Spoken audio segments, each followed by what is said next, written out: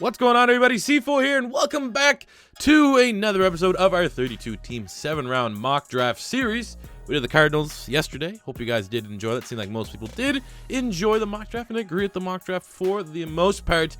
And then moving on from pick number 1, we need to go to pick number 2. And sitting here is the San Francisco 49ers, and they are smiling ear to ear because there's always been, since day one ideal prospect for the Niners. And by many people, depending on who you ask and who you look at, for mock drafts, he's the number 1 consensus player in the draft, and he's still there at pick number 2.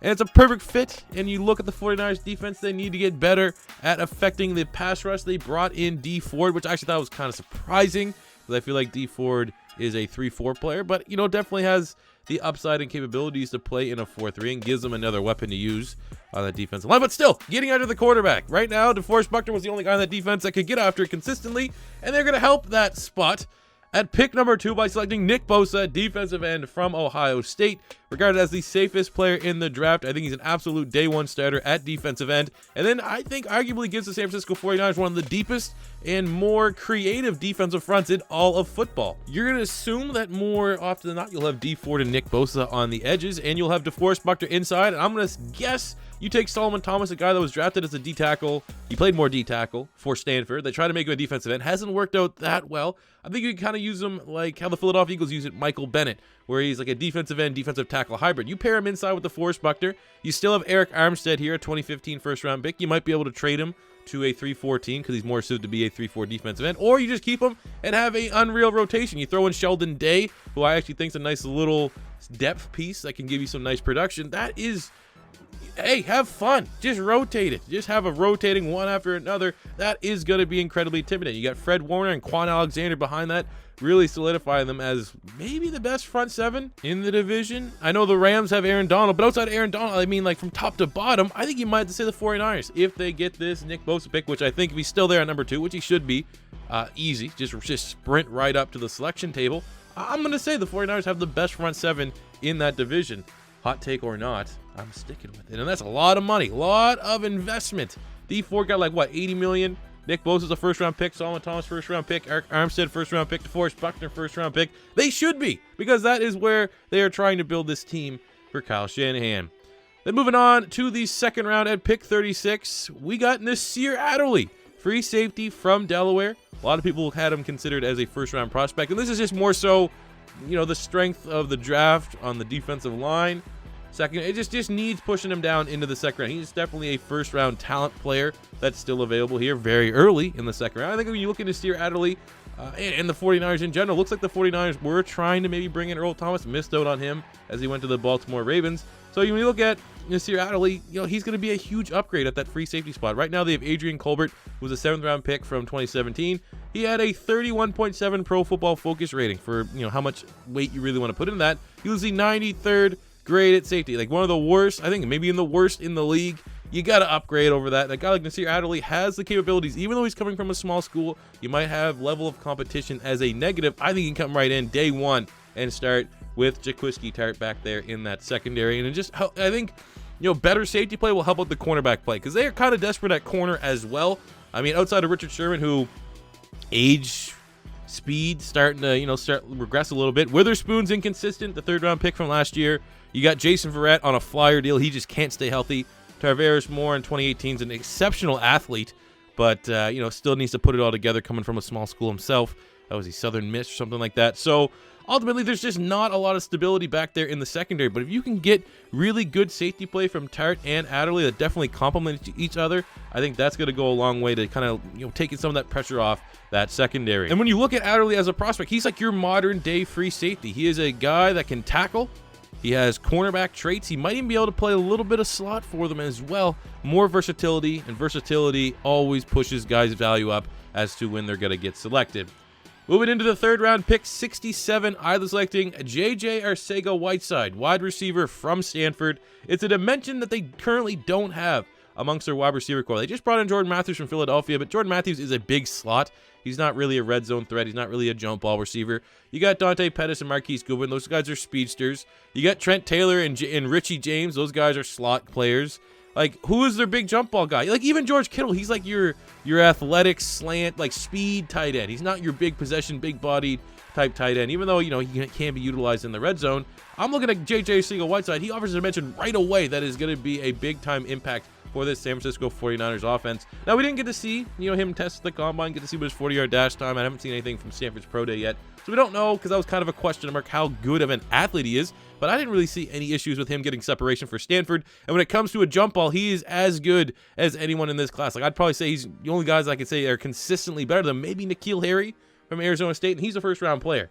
They were talking about third round, pick 67, very nice value, keeping him out there on the West Coast. I think that he offers a dimension that is very much needed for San Francisco, and having Kittle and J-Jaw in the red zone, it's only going to be good things there for Mr. Jimmy Garoppolo. Moving to the fourth round, pick 104, staying with our small schools. We got a guy from Delaware, and now we're going to follow it up with a guy from Washburn, Corey Ballentine, cornerback from Washburn. No idea what the picture is, what's their name? I don't even, what is that? Anyways, competition for cornerback and outside. That is what he's going to bring here in the fourth round. A guy that can contribute on special teams. He's another small school player, but he tested very well at the combine. Ran a 4.47 40. He was top 5 in pretty much every position that is important to a cornerback.